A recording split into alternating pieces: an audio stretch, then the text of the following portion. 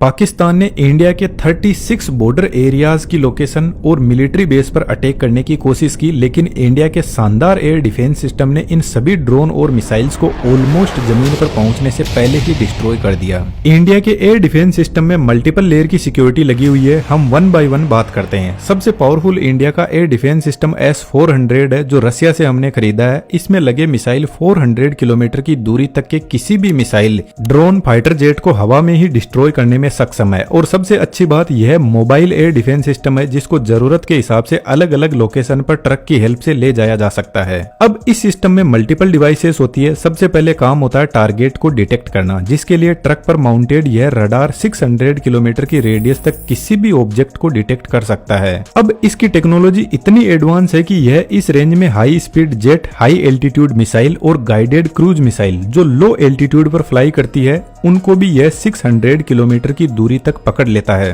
और सबसे अच्छी बात, 300 प्लस टारगेट को यह एक साथ में पकड़ने में सक्षम है। टारगेट मिलने के बाद इंफॉर्मेशन कमांड पोस्ट को सेंड की जाती है। कमांड पोस्ट बेसिकली इस पूरे डिफेंस सिस्टम का ब्रेन होता है। यह देखकर समझता है कि जो टारगेट आ रहा है उसकी साइज कितनी बड़ी है, यदि मल्टीपल टारगेट आ रहे तो सबसे पहले किसको फायर करना है, और सबसे इंपॉर्टेंट टारगेट के हिसाब से कौन से मिसाइल को लॉन्च करना है। जब यह डिसाइड कर लिया जाता है तो अब बारी आती है मिसाइल को लॉन्च करने की। यह काम ट्रक पर माउंटेड यह मिसाइल लॉन्चर करता है। हर लॉन्चर पर 4 ऐसे बड़े ट्यूब लगे रहते हैं जिनके अंदर मिसाइल होती है, तो एक लॉन्चर के पास में 4 मिसाइल होती है।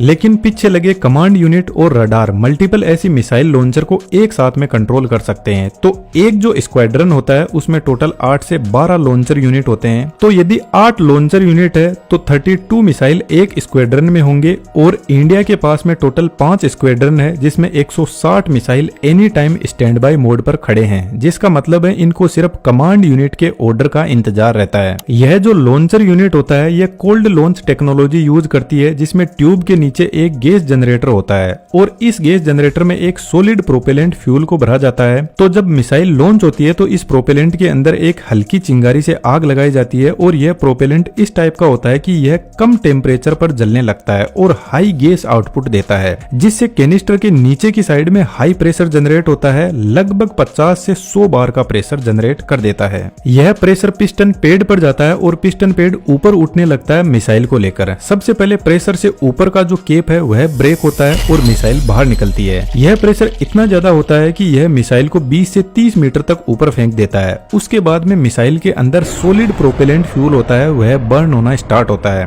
और मिसाइल अपने टारगेट की तरफ बढ़ती है। यह जो लॉन्च कैनिस्टर होते हैं यह टोटल 4 टाइप की मिसाइल को लॉन्च कर सकते हैं। इसको आप यहाँ पर देख सकते हो। इन सभी की अलग अलग रेंज होती है। तो टारगेट की दूरी और साइज के हिसाब से किस मिसाइल को लॉन्च करना है यह कमांड पोस्टर लॉन्चर यूनिट को बताता है। इसके हिसाब से फिर लॉन्च किया जाता है। यहाँ पर हाईएस्ट मिसाइल की रेंज 400 किलोमीटर की है, लेकिन हमारा जो रडार है वह 600 किलोमीटर तक देख सकता है। तो फ्यूचर में यदि हमारे पास में और पावरफुल मिसाइल आती है तो उसको यह सिस्टम आराम से संभाल लेगा। लेकिन यहाँ पर जो मिसाइल है उनमें से कुछ मिसाइल ऐसी भी है जिनमें एक्टिव रडार सिस्टम नहीं होता। इनको रेगुलरली गाइड करना पड़ता है कि आपको किधर जाना है और कहाँ पर एक्सप्लोजन करना है। तो फिर इस मिसाइल को गाइड करने के लिए फायर कंट्रोल रडार स्टेशन होता है। एक जो स्क्वाड्रन होता है उसमें 6 फायर कंट्रोल रडार यूनिट होती है और यह कंटिन्यूअसली मिसाइल को फीड करता रहता है टारगेट की लोकेशन और उसी के हिसाब से फिर मिसाइल आगे बढ़ती है। अब यह जो मिसाइल होते हैं यह लॉन्च होने के बाद में मार्क 5 से मार्क 6 की स्पीड पे चलते हैं। तो इतनी स्पीड पर यह लगभग फाइटर जेट, ड्रोन और मिसाइल्स को पकड़ लेते हैं और इसी स्पीड पर चलते हुए टारगेट से टकराते हैं और इसमें लगा प्रोक्सीमिटी फ्यूज प्रोपेलेंट को एक्टिवेट करता है और एक जबरदस्त ब्लास्ट करवाता है। लेकिन यहाँ पर कुछ इंपोर्टेंट चीज है, यह जो चारों यूनिट मिलकर एक सिस्टम को कंप्लीट करती है, यह चारों अलग अलग जगह पर होते हैं जिनकी लोकेशन जनरली किसी को पता नहीं होती। तो पाकिस्तान के जितने भी मिसाइल्स और ड्रोन आए थे उनको इसी सिस्टम ने हवा में ही डिस्ट्रॉय कर दिया। लेकिन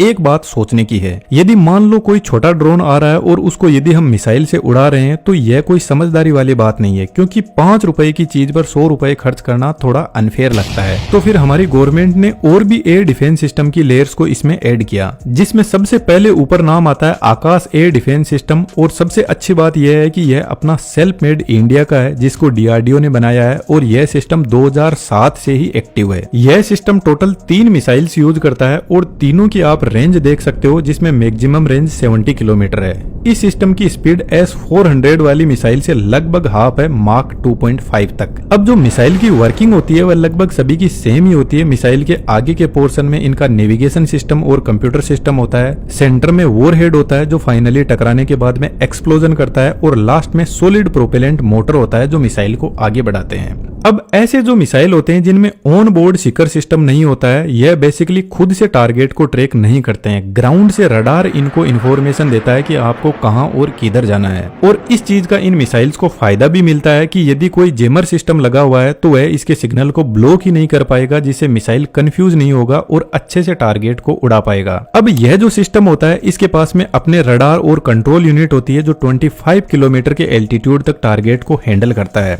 इसके बाद में सिक्योरिटी की नेक्स्ट लेयर, जिसमें medium range surface air missile system भी इंडिया के पास में अवेलेबल है, जो फास्ट मूविंग ड्रोन के हिसाब से ऑप्टिमाइज्ड है और 70 से 100 किलोमीटर के एरिया में अच्छे से काम करता है। इसके अलावा हमारे पास में एयर डिफेंस की एक और लेयर है जो मुझे काफी शानदार लगी, इंटीग्रेटेड काउंटर यूएस ग्रिड। यह कोई अमेरिका का नहीं है बल्कि डीआरडीओ का बनाया हुआ ही सिस्टम है। यह एक सिस्टम नहीं है बल्कि बहुत सारे सेंसर, सर्विलांस, रडार का पूरा नेटवर्क है। इसमें भी मल्टीपल लेयर होती है। इसमें जो रडार होता है वह हाई रेजोल्यूशन रडार होता है जो छोटे छोटे ड्रोन को 10 से 20 किलोमीटर की रेंज में पकड़ने का काम बहुत अच्छे से करता है। रडार के अलावा इलेक्ट्रो ऑप्टिकल और इंफ्रारेड सेंसर इसमें लगे रहते हैं, जिसमें कैमरा भी होता है जो ऑब्जेक्ट की इमेज दिखाता है, और इंफ्रारेड सेंसर ऑब्जेक्ट की थर्मल इमेज जनरेट करता है। इसके बाद में इलेक्ट्रॉनिक वॉरफेयर यूनिट, जिसमें रेडियो फ्रीक्वेंसी सेंसर इसके कम्युनिकेशन सिग्नल को कंट्रोल करता है, और यह जो सेंसर होता है यह इस तरीके से काम करता है कि यदि रडार किसी ऑब्जेक्ट या ड्रोन को देख भी नहीं पाया तो भी यह उसके कम्युनिकेशन सिग्नल को 5 से 10 किलोमीटर की रेंज में कंट्रोल करने लग जाएगा। और यहाँ पर अवेलेबल रेडियो फ्रीक्वेंसी जैमर इसके सिग्नल को ही ब्लॉक कर देगा, तो या तो ड्रोन कहीं पर लॉस्ट हो जाएगा या कहीं पर जाकर गिर जाएगा। और पाकिस्तान ने जो अभी एयर स्ट्राइक की थी इसमें यह सिस्टम बहुत ही अच्छे से काम कर रहा था। अब मान लो यदि यह सिस्टम ड्रोन के सिग्नल्स को जैम नहीं कर पाया तो इसके साथ में लेजर डायरेक्ट एनर्जी सिस्टम भी एक्टिवेट होता है जो डीआरडीओ ने ही बनाया है। यह 10 से